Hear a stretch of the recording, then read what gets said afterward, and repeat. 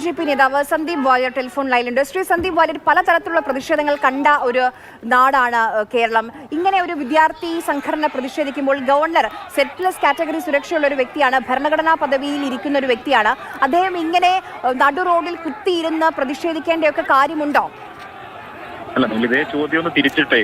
അദ്ദേഹം Z category security ഉള്ള ആൾ മാത്രമല്ല, ഈ ഗവർണർക്കും രാഷ്ട്രപതിക്കുമെതിരായി ഇത്തരത്തിലുള്ള പ്രതിഷേധങ്ങൾ പാടില്ല എന്നുള്ള കൃത്യമായിട്ടുള്ള നിലപാടാണ് രാജ്യത്തെ ഭരണഘടന ഉയർത്തിപ്പിടിക്കുന്നത്. അതുകൊണ്ട് തന്നെയാണ് അവർക്ക് പ്രത്യേക പരിരക്ഷ ഈ നമ്മുടെ ഭരണഘടന കൊടുത്തിട്ടുള്ളത്.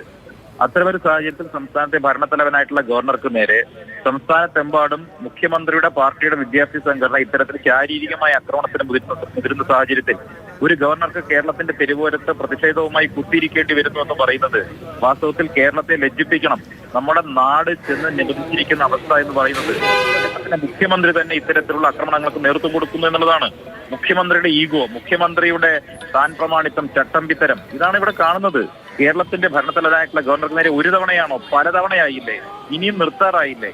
ഡിപ്ലോമാറ്റിക് ആയിട്ട് ഇത്തരം പ്രശ്നങ്ങൾ പരിഹരിക്കുകയും ഗവർണറുമായി സംസാരിക്കുകയും രാജ്ഭവനുമായി സംസാരിക്കുകയും സംസ്ഥാനത്ത് സുഗമമായ ഭരണം മുന്നോട്ട് കൊണ്ടുപോയി ചെയ്യേണ്ട ബാധ്യത ആർക്കാണുള്ളത്? സംസ്ഥാനത്തെ മുഖ്യമന്ത്രിയുടേതല്ലേ? അത്തരം നിലപാടുകളിലേക്ക് പോകാതെ പരസ്പരം കാണുമ്പോൾ മിണ്ടാതിരിക്കുകയും ഗവർണറെ അവഹേളിക്കുന്ന സമീപനം സ്വീകരിക്കുകയും ഒക്കെ ചെയ്യുമ്പോൾ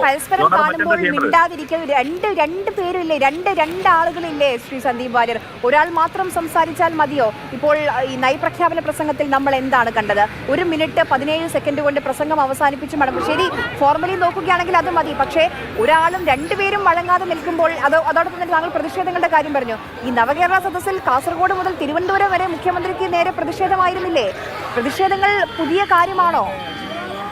അല്ല, മുഖ്യമന്ത്രി ഒരു രാഷ്ട്രീയ നേതൃത്വമാണ്. ഗവർണർ എന്ന് പറയുന്നത് ഭരണഘടനാ പദവിയാണ്. രാജ്യത്ത് ഭരണഘടന ഗവർണർക്കും രാഷ്ട്രപതിക്കും മാത്രമായി ചില പ്രത്യേക പരിരക്ഷകൾ കൊടുക്കുന്നുണ്ട്. അതുകൊണ്ടാണ് അവരെ വഴി തടഞ്ഞാൽ പ്രത്യേക തരത്തിലുള്ള വകുപ്പുകൾ പ്രയോഗിച്ചുള്ള കേസ് എടുക്കണം എന്ന് ഭരണഘടന തന്നെ പറയുന്നത്. മുഖ്യമന്ത്രിമാർക്ക് നേരെ രാഷ്ട്രീയമായിട്ടുള്ള പ്രതിഷേധം ഉണ്ടാകും. ഞാൻ ചോദിക്കട്ടെ, നവകേരള യാത്രയ്ക്ക് ശരി, വളരെയധികം നന്ദി ശ്രീ സന്ദീപ് വാര്യർ.